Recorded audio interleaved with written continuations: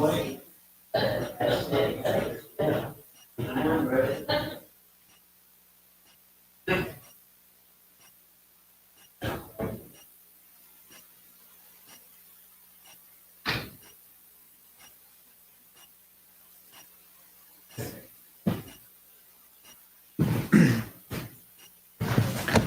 right, good evening, everybody. A lot of our people are gone over to the high school tonight for Fields of Faith, and I know they've got a lot of people over there. Amy's there tonight. If they'll pull up our study back there, nobody's paying attention to me, so they're trying. Donnie's going to get the sound turned on. How is everybody? Everybody's good? Good. We'll kill a little time, I guess.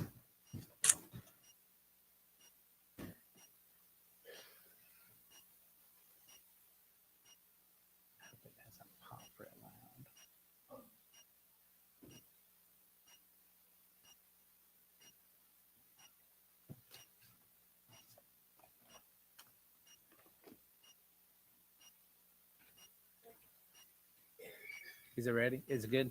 I don't think it's on yet. No, I think they have to reset something back there.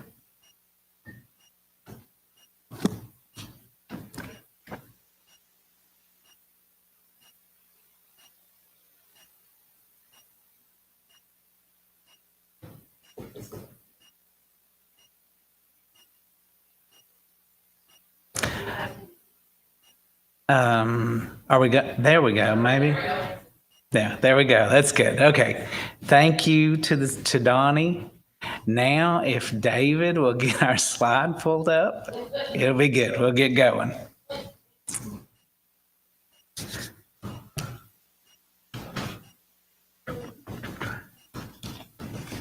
All right. So as I was saying, a lot of our people are going over to the high school for Fields of Faith tonight. It's a FCA event, and it was my turn to teach. So I thought I will teach on Fields of Faith. So we'll kind of be along the same lines of what they're doing, but probably totally different because I don't know what they do at Fields of Faith. I know it's a worship event and there'll be preaching and all that, but we're going to talk about some fields that are mentioned in the scripture, and we're going to walk through some of these fields and talk about it in a way that it will apply to our lives, hopefully. So we're going to start in Matthew chapter 13. So if you want to go ahead and turn there, Matthew chapter 13. We're going to read verses 3 through 9. And I know when we were still over at the other church building one Wednesday night, or it may have even been a series of Wednesday nights, Dan and Stephen and I think maybe Chris Hollenhead, we all took this passage. This is the passage about the parable of the sower and the seeds, but the four of us took a different type of ground, and we talked about it each night, and then we had a debate or something, not a debate, but a question and answer session. So we got real deep into this these different types of ground, but we're just going to hit the surface level tonight on this because we've got some other pieces of ground to visit in scripture tonight. But I wanted to start with Matthew chapter 13, verses 3 through 9, just to kind of set the tone for our Fields of Faith study tonight. So it says, and he spake, and this is talking about Jesus speaking, he spake many things unto them in parables, saying, behold, a sower went forth to sow. And when he sowed, some seeds fell by the wayside, and fowls came and devoured them up. Some fell upon stony places where they had not much earth, and forthwith they sprung up, because they had no deepness of earth. And when the sun was up, they were scorched, and because they had no root, they withered away.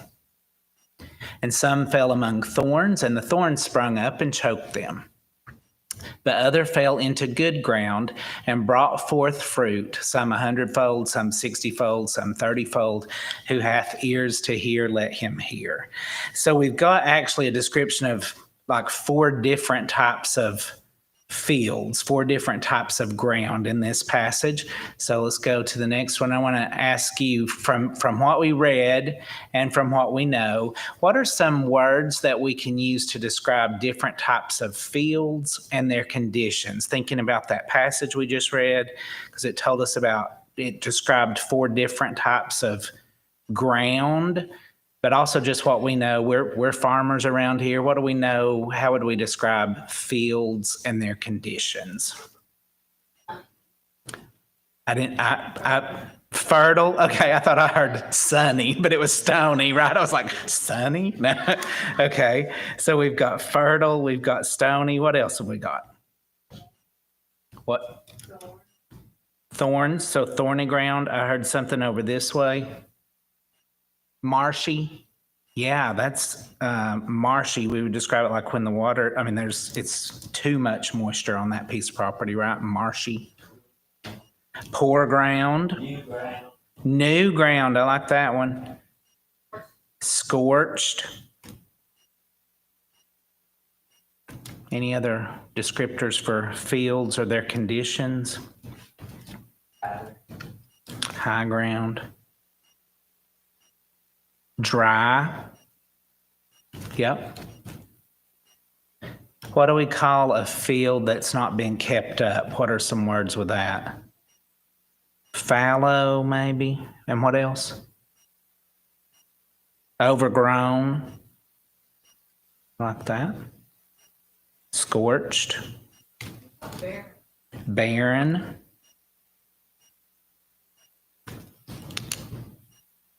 We already had fertile. I like that.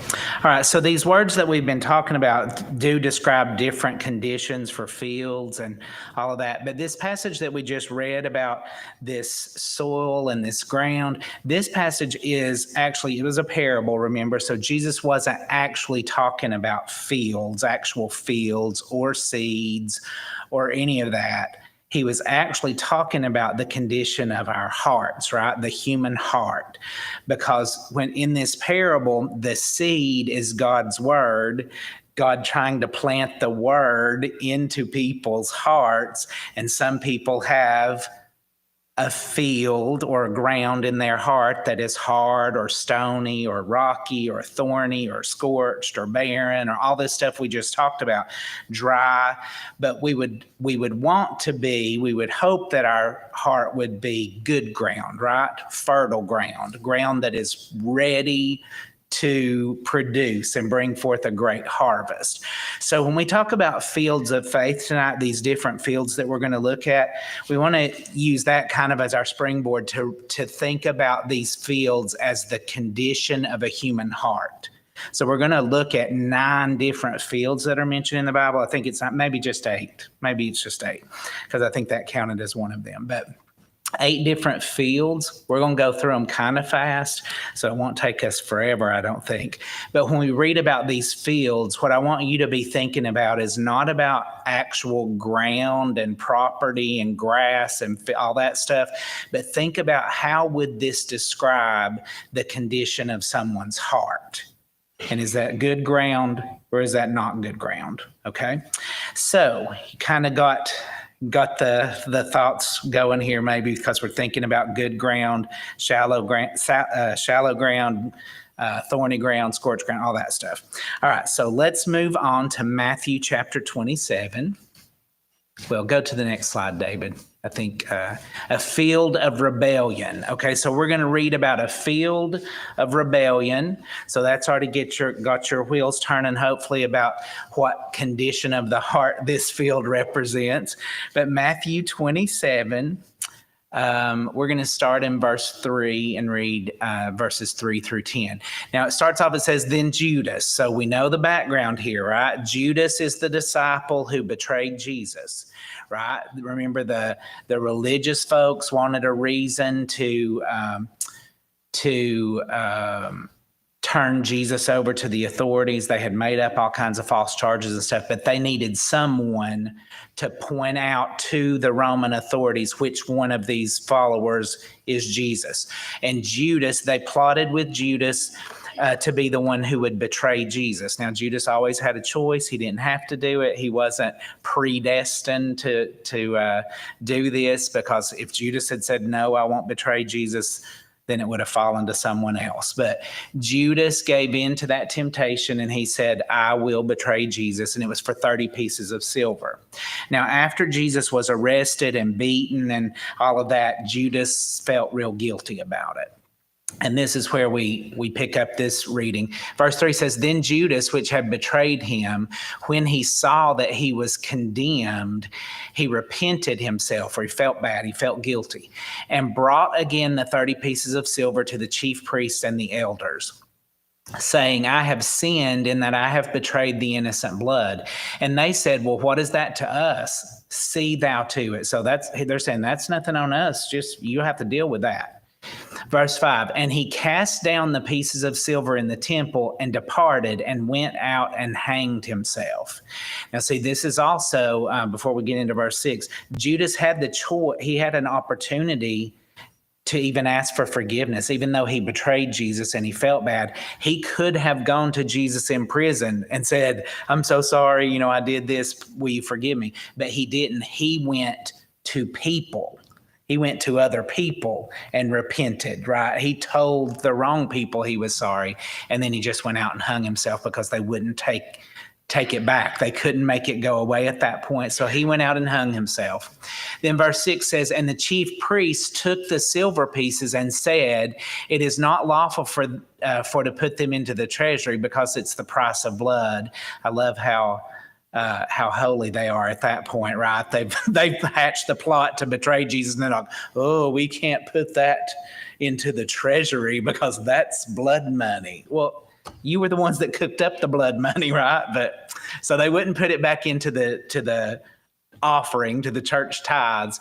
It says, so they took counsel and they bought with them the potter's field to bury strangers in, wherefore that field was called the field of blood unto this day. Then was fulfilled that which was spoken by the prophet, or by Jeremy the prophet, talking about Jeremiah the prophet, saying, and they took the 30 pieces of silver, the price of him that was valued, whom they of the children of Israel did value, and gave them for the potter's field as the Lord appointed me. So that's just saying what they did. They took counsel. They decided they would use that blood money and buy this place called Potter's Field, and that actually fulfilled a prophecy that Jeremiah had spoke years before. Okay, so this field, Potter's Field, and we're thinking about how does that field relate to the condition of someone's human heart. I want to tell you a little bit about Potter's Field. So what Potter's Field was they needed a place to bury strangers. So when people would come to visit and they died for some reason, or they were killed while they were there and nobody knew who they were and nobody knew their family, they were left with these dead bodies that nobody knew what to do with. Or if there were criminals that were put to death and their crimes had shamed their family and their family wanted nothing to do with them and they wouldn't come claim the body, well, they had these dead bodies that they needed to do something with. So they bought Potter's Field with the money that Judas took to betray Jesus. They bought a plot of land to bury these kind of people in. People that are forgotten, that have done something wrong and their families turned on them, or nobody knows no one knew who they were, how to get in touch with their families. They just bought this place to bury these people. And it's real interesting that some of the research I read said that this piece of property, during like Old Testament days, when we had the pagan people running around all in that area, that they used this same area to do child sacrifice. They would take children there to burn them in as an offering to their pagan gods. So this place was a place of human sacrifice, a field of blood that it talked about. It was a place that like no Jewish person would really want to own that, because, you're not going to want to build your house on the place where all this human sacrifices happen. And it's in the Hinnom Valley, which is also kind of synonymous with hell. They would talk about that as a place of burning and destruction in that valley. So anyway, that's what Potter's Field was. It was a piece of property that kind of had this, a bad vibe about it because it was used for sacrifice, child sacrifice, and burying criminals there and all that. That's what Potter's Field was. So if we're thinking about that field as a condition of the human heart, how would you describe that heart? Broken, I like that. A lost soul, a lost heart. Cold, a cold heart, right? Reprobate, okay. What, empty? Yep, empty. Full of death. Forgotten. Worthless.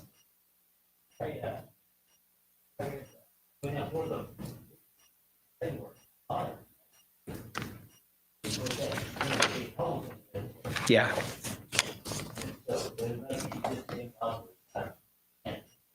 Yeah, lots of clay there. That's why it was referred to as Potter's Field. Potters would actually get clay from there to make pottery with. And that's also interesting because when the potters would make their vessels, they would have to fire them, put them through fire to harden them. So this whole area is about death and fire and burning, and even just the fact that there was probably no crops could grow there, so it was barren, that sort of thing. Yeah. Pothole. Mm-hmm. Yeah. Mm-hmm. Out of the roads.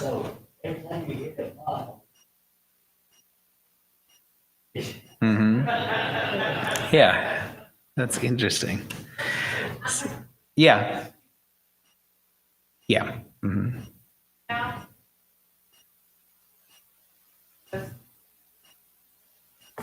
Yeah. Yeah. Yeah. Yeah. It's deep. That whole thing is, I mean, it's sad. That's a sad heart. That whole, if we're thinking about a field, and it's a condition of the heart, it's a place of sadness for sure. Just to get, just to not be near that. And I think thinking about these fields as a condition of the heart, that, that there are people walking around us all the time that this is the condition of their heart every day. Where there's just death and despair and doom and gloom, and they're empty and sad and lost and all the things that you've mentioned. That is the lost world around us. That's the kind of field they have. And thinking back to that passage we read in Matthew about, God trying to plant the seeds there. He's trying to plant the seeds. Paula said this field would probably be reprobate because it can't grow anything. It's clay. It's the potter's field. It's betrayed. So that's a tough field to look at. The next one I want to go to is a barren field. And someone mentioned the word barren when we were describing them. In Isaiah chapter 35, the scripture, it describes a barren place. It says, the wilderness and the solitary place shall be glad for them, and the desert shall rejoice and blossom as the rose. It shall blossom abundantly and rejoice, even with joy and singing. The glory of Lebanon shall be given unto it. The excellency of Carmel and Sharon, they shall see the glory of the Lord and the excellency of our God. Now, this is interesting because it's a barren place, right? It's back to the verse 1. Let's see how it described it. It says, the solitary place, the wilderness, the desert, those seem like real not great places to try to grow crops, right? But it says those places will rejoice and blossom and bloom and bring forth abundance of Carmel and Sharon and all these great places. So what kind of heart do you think this would be referring to?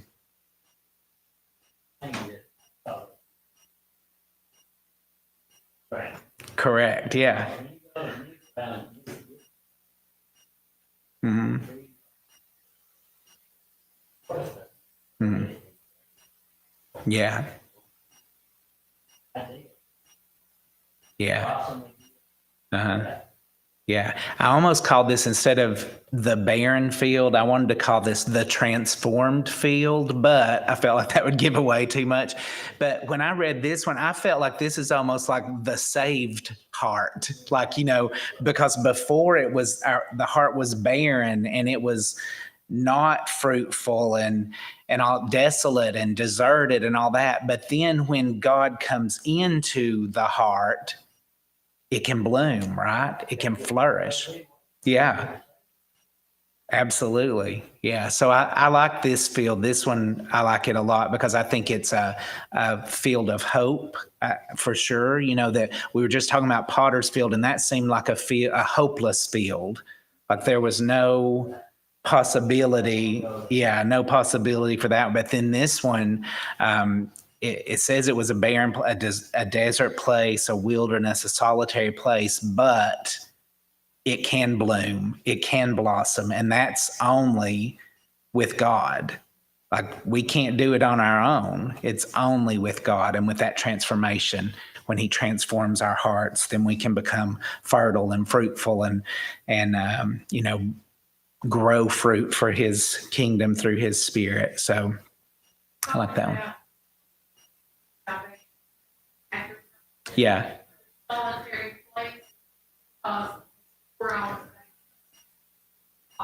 Yeah. Yeah. Hmm. Yeah. Yeah. Yeah. And like just roaming around aimlessly, like lost in the wilderness. But then, when Jesus He doesn't find us. He knows where we are the whole time. When we surrender to Him, we get that fruit, and it's abundant. Like, you recognize all the love that you have in your life. You don't feel alone anymore. You always have someone there.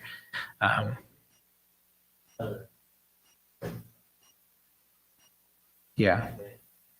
Yeah.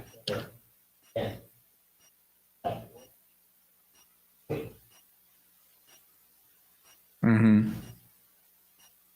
Yeah.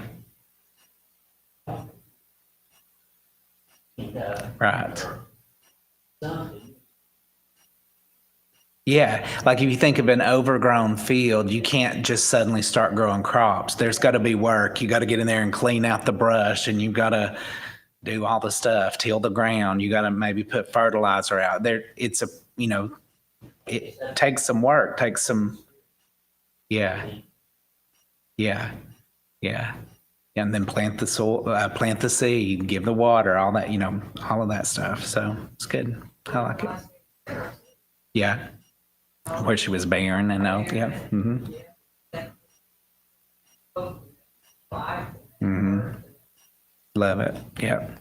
It's good. We're going to come back to Sarah at the end tonight, but that's good. I'm glad you mentioned that. We're not going to talk about that though, so that was good. But thank you for that. All right, so we've got kind of the reprobate field, kind of the one that there's not a whole lot of hope for. This one we feel good. There's potential there. God can work in our hearts and do a work of salvation and totally transform. Let's look at the next field, and I called this one the field of generosity. Yeah, a field of generosity. So I want to look at Ruth, the book of Ruth, chapter 2. So, Ruth chapter 2, it says, "And Ruth the Moabitess said unto Naomi, Let me now go to the field and glean ears of corn after him in whose sight I shall find grace. And she said unto her, Go, my daughter. And she went and came and gleaned in the field after the reapers, and her hap was to light on a part of the field belonging unto Boaz, who was of the kindred of Elimelech." He's also of the kindred of Jesus Christ, by the way. Okay. And behold, Boaz came from Bethlehem and said unto the reapers, The Lord be with you. And they answered him, The Lord bless you. Then said Boaz unto his servant that was set over the reapers, whose damsel is this? Or who is this young lady? And the servant that was set over the reapers answered and said, it is the Moabitish damsel that came back with Naomi out of the country of Moab. And she said, I pray you, let me glean and gather after the reapers among the sheaves. So she came and hath continued even from the morning until now, that she tarried a little in the house.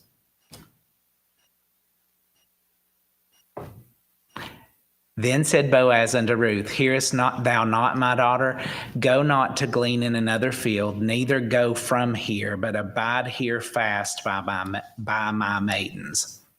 Let thine eyes be on the field that they do reap, and go thou after them. Have I not charged the young men that they shall not touch you? And when thou art athirst, go into the vessels and drink of that which the young men have drawn.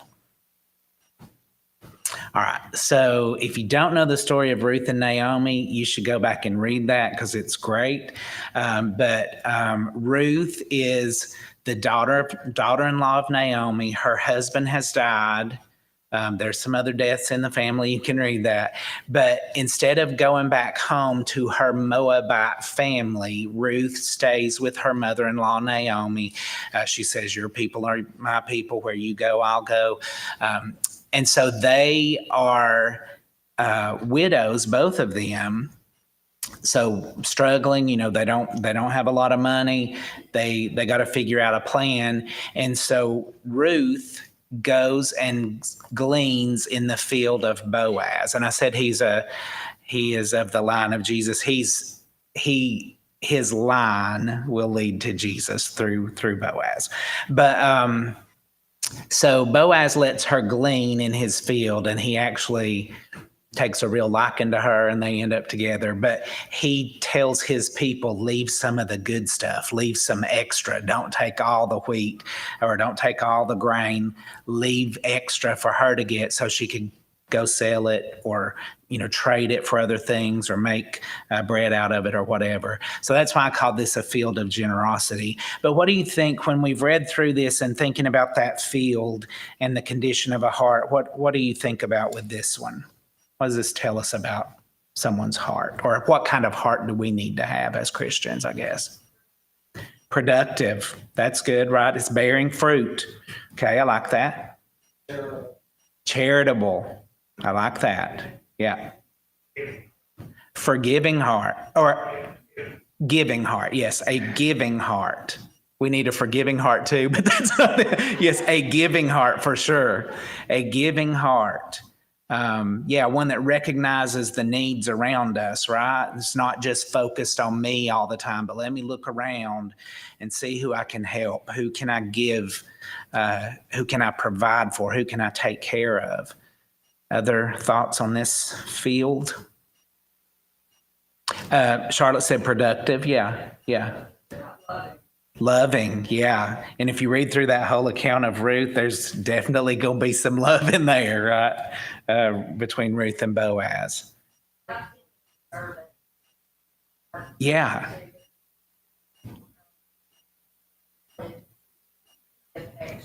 Mm-hmm. Yeah.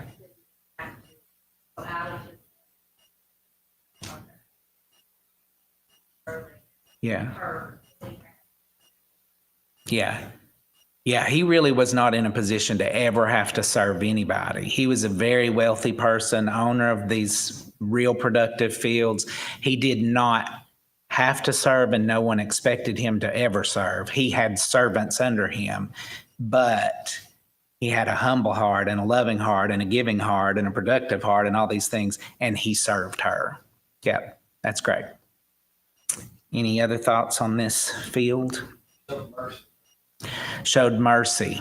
Yeah, for sure. Because really, Ruth was not of his people. Like, she was of the tribe of the Moabites. And he could have said, you need to go back to your people. You're not welcome here. But he showed mercy. And that's good. Anyone else have thoughts on that one? I think we mentioned all the things I had written down here: generosity, kindness, protection, grace, heart that blesses others. So I like that one a lot too. To me, that is, when we're thinking about the progression of these fields or whatever, to me, that is the on fire Christian heart that's looking for ways to serve, that's looking for opportunities to provide and to help and to love and to give. I think that's a mature heart, a mature Christian heart. So I like that one a lot. I like them all, but I mean, I don't like the potter's field, but it's one of those things where if you don't know the bad news, you don't know the good, you don't recognize the good news. So we do have to know that there is bad news out there in order to appreciate the good news and accept the good news. All right, the next field is in John, and I've called this one a prepared field. So John chapter 4, I think I've just got, just one verse here. John chapter 4, verse 35. It says, "Say not ye, there are yet 4 months, and then cometh harvest." So that's saying, don't say you've got plenty of time. You got 4 months before the harvest comes in. He says, "Behold, I say to you, lift up your eyes and look on the fields, for they are white already to harvest." So we just got this one verse about a field. I called it a prepared field, but what did you see in that verse? A neglected field, right? Because did you get it that the scripture was saying, don't just talk about it, right? Quit just talking about it. Go look at it. Yeah. It's ready to be harvested, right? It's ripe and ready. So don't just sit around, go do something, right? Any other thoughts on that one? I think if our heart, the condition of our heart, if it's prepared for God, what do you think that would mean? I mean, like, what are we doing to prepare? Like, how are we preparing our hearts? What are some of the things we are doing? Prayer, absolutely. Prayer and worship. I asked myself that question today. I was like, what am I actually doing to prepare for the harvest that's out there? I mean, we do church, but what am I doing to prepare my heart for the potter's field that I run into tomorrow? What am I doing now? Prayer is a key, right? Studying the Bible, absolutely. What was it? Surrender daily. Yeah, it shouldn't be about me every day. I need to be looking for those opportunities for others. Yeah, Dan, what did you think?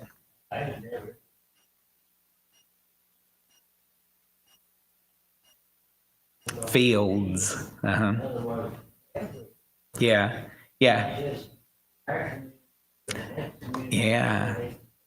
That is real good, because I hadn't thought of that either, but it does say fields. And sometimes we find a field that we like to look at. We don't want to think about these other fields. We're comfortable in this field, but it does say fields. Yeah, don't wait 4 months. The fields. Yeah. And we always had a garden growing up, but I'm not real knowledgeable about when you do what. But I know, like, if you've got a cornfield over here and you've got green beans planted over here, you can't just always be focused on the corn. Like, there are fields that we gotta pay attention to. So, thinking about in our church, we got little kids, we've got youth, we've got working adults, we've got retired adults, there's all kinds of fields, and we have to be prepared to be able to introduce any of those to Jesus Christ, because the field is white for harvest. And so we can't just always focus on one type of person that we feel comfortable with. But then also, we can't just be like, well, I'll only talk about Jesus at church because that's the field I feel comfortable in. There's a field at work. There's a field at home. There's a field, all around grocery store. There's the fields are white for harvest. And, right now, even in our country, there is a huge open door. With the tragedy that's happened with Charlie Kirk, people are talking about things and thinking about things that they've never talked and thought about before. And I think God is saying to us, don't say that in 4 months you're going to go harvest. Look at it right now. The fields are white for harvest now. So I think a generous heart and a kind heart, that kind of comes easy to us as Christians, or it should. That generous, kind, giving, Boaz kind of field.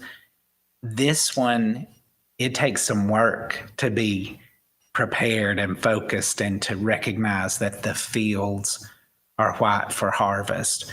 Yep. I mean, I was, Mm-hmm.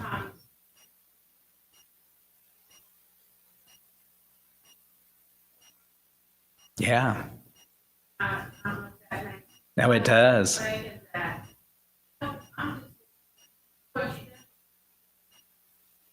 Yeah. I'm looking for it. They're seeing. Yeah. I mean. No, that's Really that's good. And just like thinking about our little example here, our object lessons of the field, like if we see a grown up field that's not been taken care of, most of the time that's what we focus on, is all the brush and the trees and the mess that it looks like. Instead of, Dan mentioned earlier, the potential, we don't always look at that and see the potential. That somebody could clean that up and that'd be a good piece of property. We don't always look at the people who are caught in the grips of sin and say, that's someone Jesus could save and could turn their life around. And I need to take that seriously. We're just like, oh, that's overgrown, that's full of brush, or I'm not going to mess with that. We do a lot of times look at the sin more than we look at the possibility of salvation for that person. Yeah. Yeah. Snake. snake. Mhm. I don't know why they say that. Yeah. Yeah, who would, Mhm. I mean, they would just say, Right. it's just right there. Yep. Stop it. Yep. For sure. I'm talking to myself, Mhm. okay? I mean. Yeah. Well, I got that out, looking at person, Mhm. right? Mhm. Yeah. Mike, did you have something? Yes, I mean, to me, it's kind of like concernment or something that we gotta act on. Mm-hmm. I was talking about the garden, I had a bunch of corn one time. I'll get that small. Next day I got up, went out there, and I cut and if there's ever stopped at the ground, and every year we got. Mm. Not every day, Uh-huh. but it's something that you gotta act. Yep. What you said earlier. Yep. Yep. Yeah. Well, go ahead, Sean. Rick said, I'm saying, Right. Yeah. was that what you said? Yeah. Well, it's just like what Ronnie shared with us Sunday morning about his coworker that he regrets not, and we all have those regrets. Someone passes away or moves away or no longer works with us or what. I mean, it doesn't have to be a death, but, somebody moves to another state and you think, I missed my opportunity with that. I wasn't prepared. My heart wasn't prepared. I wasn't ready to reach out to them, and we miss those opportunities. So we do need to have a prepared field. I need to have a prepared field, and I'm not always prepared. Probably most of the time I'm not prepared, and I let those opportunities pass me by. And it's like, like Mike said, I wake up the next morning and the corn's all gone because I wasn't prepared. And a lot of times it's also just I'm scared or I'm lazy or there's a lot of those kind of things where it's the focus is on me. And that's why Denny said we have to be surrendered every day. We have to be like, this is not about me. And, I'm scared of what they might say to me or how they might treat me or how they might look at me. So I'm just not going to say it today. I'll put it off, because I've probably got still 4 or 5 months before the harvest anyway. So I've got time, or I just don't feel like it today. I'm tired. I don't want to do that.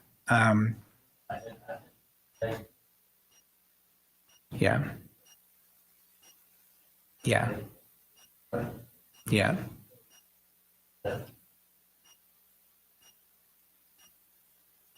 Yeah. Yeah. Mhm. Yeah. Yeah. Right. Yeah. Yeah. And Mike, thank you for sharing that about the corn and the raccoons, because that has burned that into my head. I can see that. And that goes exactly with that. We've got to seize the opportunity while we've got it, because we might not have it tomorrow.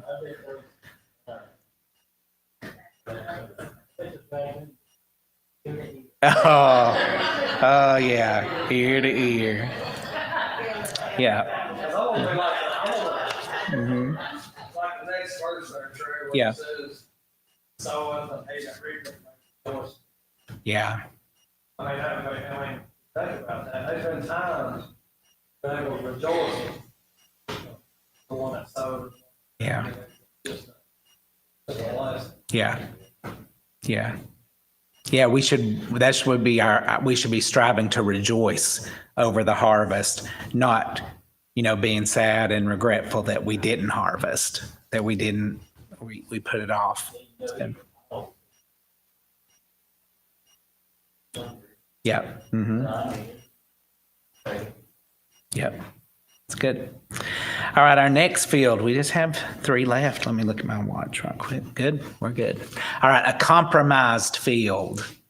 Now, this is talking about a heart, a condition of the heart. So we're going to read Matthew 13, I think verses 24 through 30. Now, if you've heard Rick preach this before about the wheat and the tares, then you're going to get way more detail from his message. But we're just going to read this verse or this set of verses and thinking about how this field would relate to the condition of someone's heart.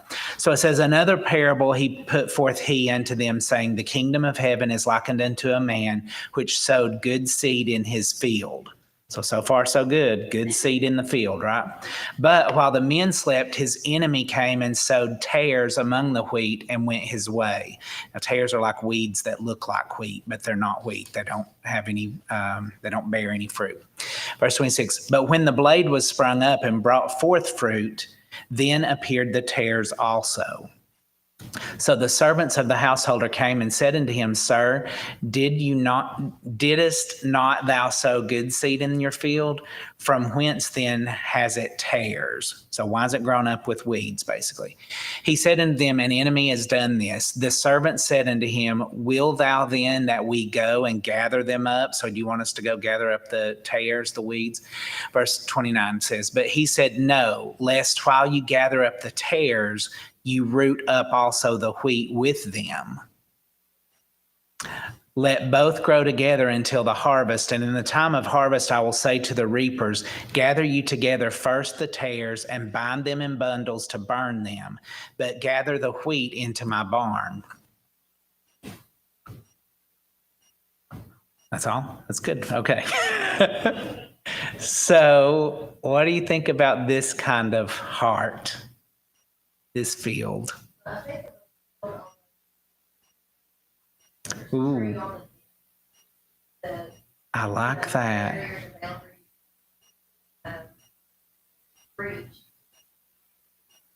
Yeah.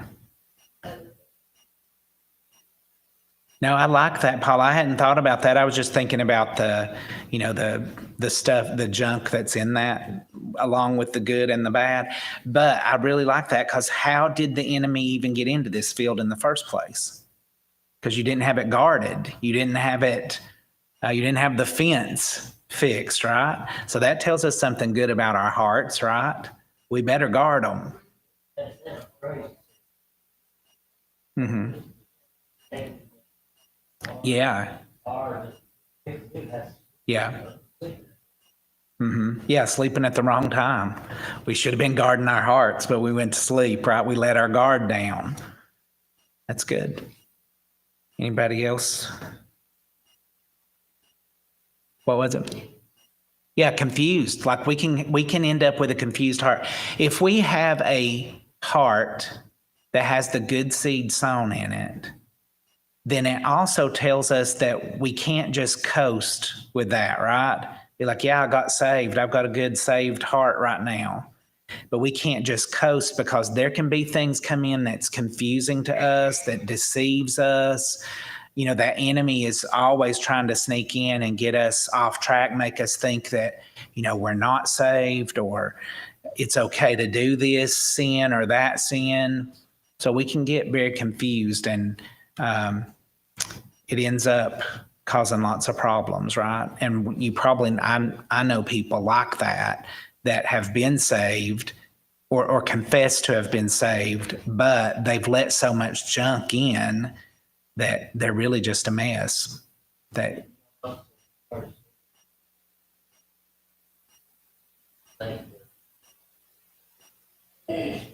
yeah, yeah, yeah, yeah. Yeah, I mean, clearly we need physical sleep, like our physical bodies need sleep. But I think from a spiritual standpoint too, this is talking about when we check out, when we decide to take a break, you know. Yeah. Yeah. Mm-hmm. Mm-hmm. Yeah. And also, even though we're saved, we can still be influenced by evil, demonic forces. And that's why it's really important to keep that heart guarded and to make sure you're praying and studying the Bible and worshiping. And, you got surrounding yourself with good Christian people and Christian music and, sound doctrine, what you're listening to. That's all part of guarding your heart. Because the minute you start entertaining this other stuff, the doctrine of the world and all this sort of stuff, that's when you're letting your guard down and you're going to sleep on it. And that's when they creep in and plant the tares in your field. And it's a very confused heart to have, a compromised heart. Yeah, Beth. So one of the things is what we watch. Mm-hmm. Because of our salvation, every world, Yeah. I know it's Yeah. that yeah, to go watch this. That's when you can. Yeah. Yeah. Yeah. And whenever we allow that, that's Mm-hmm. and they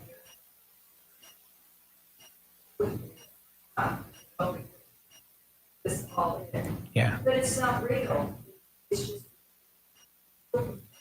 Yeah. Yeah. Yeah. It's good. And also Mike, I think, mentioned discernment maybe on our last field, but this one too really goes along with discernment. They had to recognize what was a wheat and what was a tare, and that we have to do that same thing with our heart. We have to be very discerning of what is a good influence and what is not. What can I allow myself, what will I allow my heart to be exposed to, and what will I guard against? But we have to have that discernment. And the only way to have that discernment is to make sure our relationship with Jesus Christ is sound and we're close to him. Because if we're not, then, demonic influences can convince you that all kinds of things are good and godly and healthy and wholesome and all that. Those demons will be whispering in your ear saying, it's okay to do that. It's fine. Like what Beth was saying, that they will convince you that you don't really have to live a holy separated life. It's fine to do all this. And look, they did it and nothing happened to them. All of those kind of influence. So we have to have discernment to know what is right and what is wrong.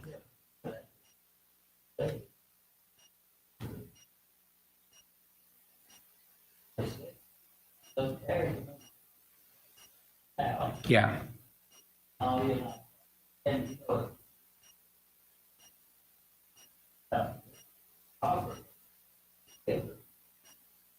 Mm-hmm. Mm-hmm.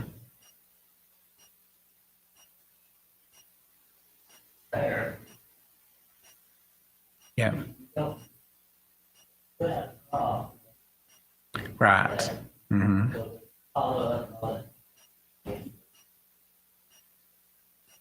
Yeah.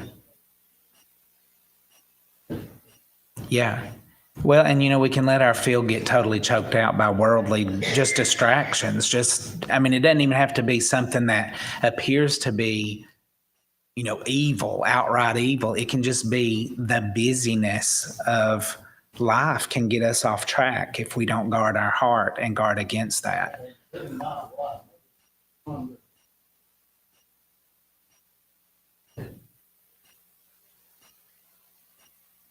Yeah. Yeah. Mm-hmm. Yeah.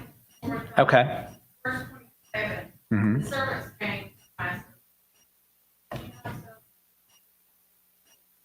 So I was thinking about what's the counsel? Yeah. Yeah. Are we? We are. Yeah. But I was thinking about that, they did notice something wrong. Yeah. I think Mm-hmm. we should. Yeah. we should argue. Right. Yeah. I think Yeah. that's what I thought. Yeah. Yeah. I mean, that's that example is set up in scripture too with the early church talking about the older ladies should mentor the younger and the older men mentor the young. Like that's a thing, and respect the elders. That's how we can kind of look out and make sure, if we see a tear springing up and somebody points that out to me, I shouldn't get offended by that and get mad at them and get my feelings hurt. I should be thankful that someone is trying to guard my heart, trying to protect my field. But I think it's our human nature to get offended by it. Who are they to come tell me anything, that sort of thing. But that's not how we're supposed to be. It is supposed to be good, godly direction and correction. That's why if you do notice something that, you're concerned about in someone else, you also have to approach it from a heart of love, a place of love and kindness, and not that I'm better than you and I'm pointing out your faults. There's a real delicate balance there. Next one I want to go to, we got two more, is a field of honor. It sounds like a good one, right? So we're going to look at 1 Corinthians chapter 3, and Dan kind of alluded to this one a little while ago, and I just kind of skipped over it. But so 1 Corinthians chapter 3, verses 6 through 9, it says, I have planted, Apollos watered, but God gave the increase. So then neither is he that planteth anything, neither he that watereth, but God that giveth the increase. Now he that planteth and he that watered are one, and every man shall receive his own reward according to his own labor. For we are laborers together with God. You are God's husbandry, you are God's building. So what kind of, what do you think about this one? A field of honor, and what would that heart look like from these verses? Well kept. That's a well kept field, a well kept heart. I called it a field of honor because I think sometimes we tend to forget that it is a real honor to be in service for the Lord, and we are in partnership with him, right? It said we are his husbandry or something like that. Like we are put here to till the fields, like to take care of the fields, that all those fields we've been talking about. And it's an honor to get to do that, to get to, not just try to grow and make my field productive, but also to try to help other people have productive hearts and fields that produce fruit and stuff. And that's an honor because I'm getting to do it with God, in partnership with God. He's called us to do this work. And it's a real honor. It's hard work sometimes to keep our hearts guarded and help other people guard theirs, but it really is a very honorable work that he would choose us to do this work with him. Yeah. Unselfish. I like that.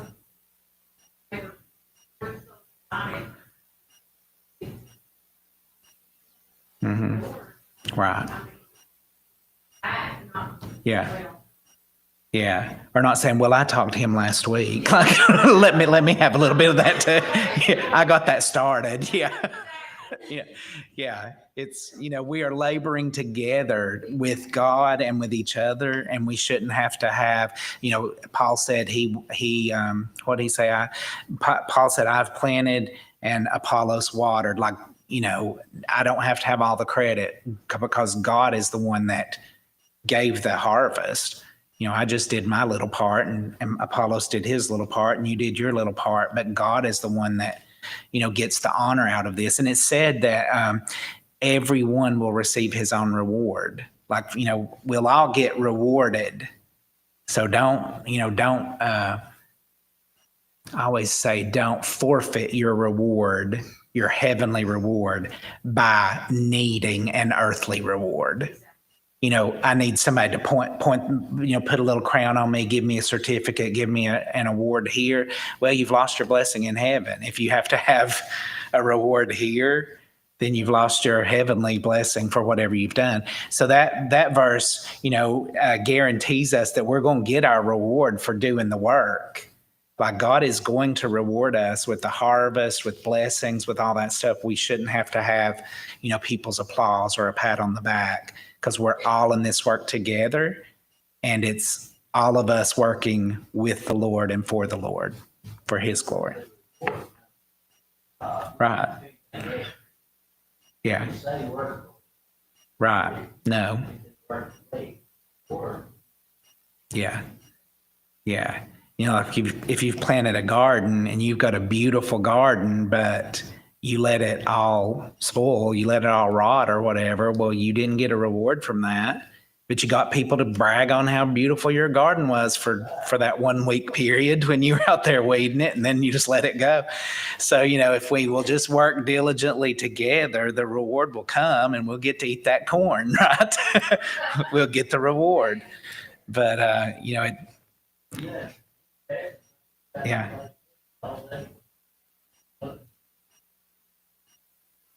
Yeah.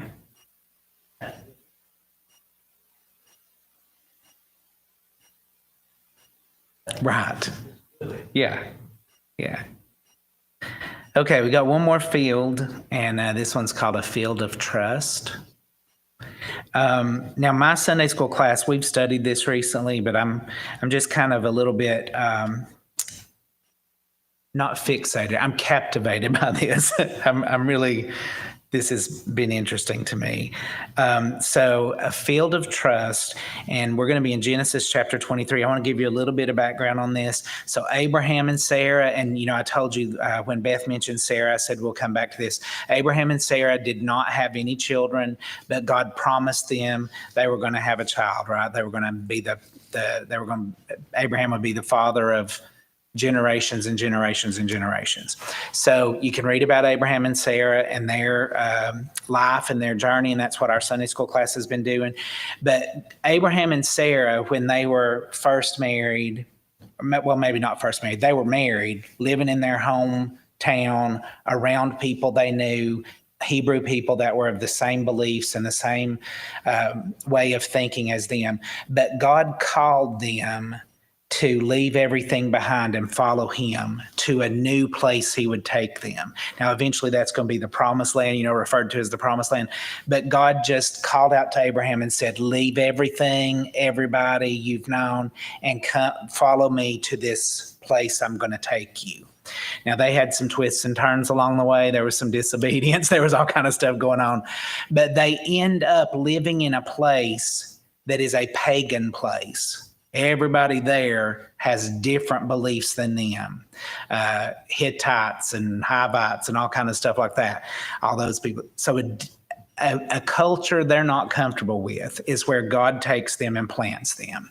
Okay. Sarah dies in that place. Now, let's think about this for a minute. If you have a family member who, after they graduated college, they move off to California and they live there for a few years and then they die, what would we normally do with their body? Bring him back home, right? So in this passage that we're going to read, it was the same back then. the expectation would be to bring Sarah's body back to her people, back to the Hebrew people, to her cousins and her nieces and nephews and all of those people, and bury her there. But that's not what Abraham does. Okay, so we're going to read this. Genesis chapter 23, verse 19 says, "And after this, Abraham buried Sarah, his wife, in the cave of the field of Machpelah before Mamre." Now, this is in this pagan place. The same is Hebron in the land of Canaan. And verse 20 says, "And the field and the cave that is therein were made sure unto Abraham for a possession of a burying place by the sons of Heth." Now, the sons of Heth are the pagan people. And where it says that this field and the cave that was in the field were made sure unto Abraham for a possession, he bought this field and this place to bury Sarah. Smack dab in the middle of a pagan culture, he bought this place to bury Sarah there in this field. Now, I have just been kind of, like I said, fixated on this because I thought that is so weird. But this is actually evidence that Abraham's faith has grown tremendously, his trust in God, because God called him and Sarah a long time ago to follow him to the place he would take them. And so when Sarah died, Abraham's trust in God, he said to himself, this is where we're supposed to be. I don't know why, but this is where we're supposed to be. God said this is where we're supposed to be. I'm burying Sarah here. In this field, in this cave, in this field is where I'm burying Sarah. Abraham also is buried there. Isaac and Rebekah are both buried there. Jacob and Leah are buried there. It's still a real place. It's in the West Bank where all this stuff is going on in Gaza right now. It's kind of in that area. But what would this kind of field, what kind of heart do you think this would be? I've already given you some hints about a trusting heart and that, but what are your thoughts on this kind of field and this heart? Faithful?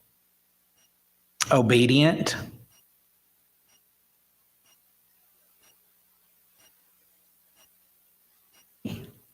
What was it?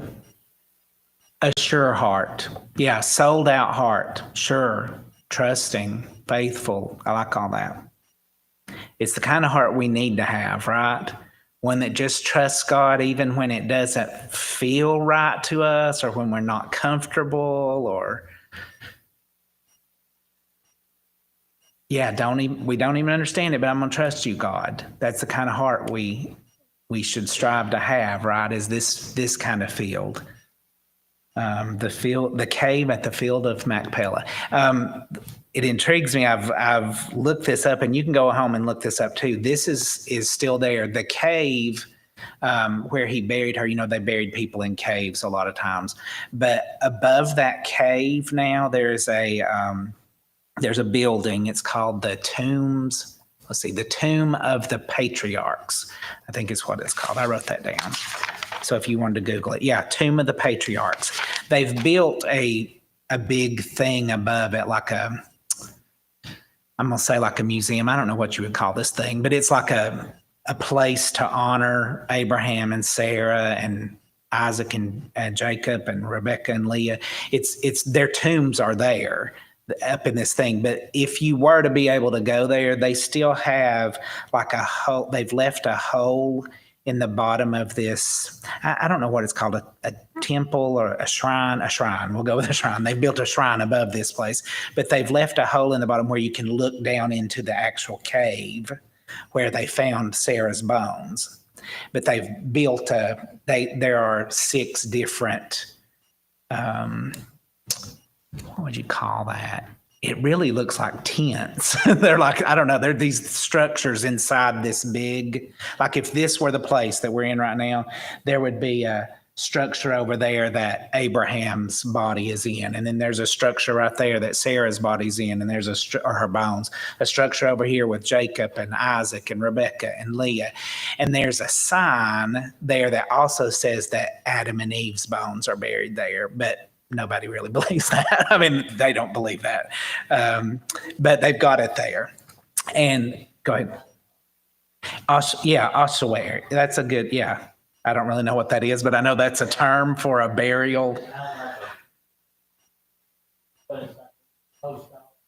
Yeah, kind of like that. But if you look it up, it's really interesting to look at. They're like bright green, like some, I think Abraham's is green and white stripes and has this big tapestry over it. But apparently it's a place you could actually go visit, except I think, they're having war right now all around it.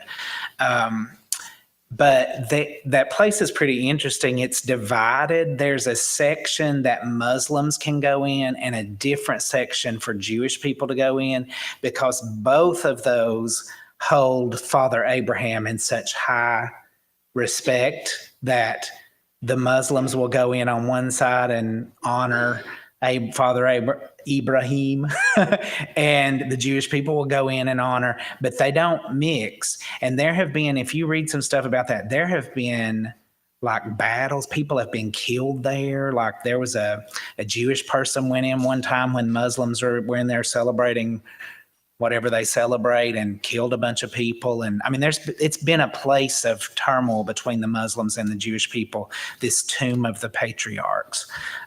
It's really interesting, for me at least, because I never really delved into what the cave at the field of Machpelah was, but it's a real place and people, go and visit it all the time, apparently. But, all right, so as a wrap up here, let's go to the last slide. I think it says about our fields of faith, what kind of fields. Yeah, so we need fields or hearts that are receptive, that are obedient, dependent on God, generous, prepared, discerning, faithful in our labor, trusting, all the things we talked about tonight. That's the kind of fields of faith. That's the kind of hearts we need to have. And, a trusting heart that trusts in God, knows he's going to provide for us, take care of us, even if we don't understand it. That's what we should be praying for every day, asking God to give us those kind of hearts. That's all I've got tonight. So, I do have some questions of like just reflection for you to think about, like what's the condition of your field right now? Is your field in good shape? Is it bearing fruit? Is it overgrown? Is it barren? I hope none. I don't think your heart would be barren, or you wouldn't be at church on a Wednesday night. But like we can all use a little bit of weeding from time to time in our garden, in our field. So I hope you'll think about it, reflect on it a little bit. But I just wanted to do that since the kids and the young people are having fields of faith tonight. I thought us older people can have some fields of faith too, in the dry, and not out in the weather. But yeah. Oh, thank you. All right. Anyone have any prayer requests you want to make known before we dismiss? Okay. Let's remember that.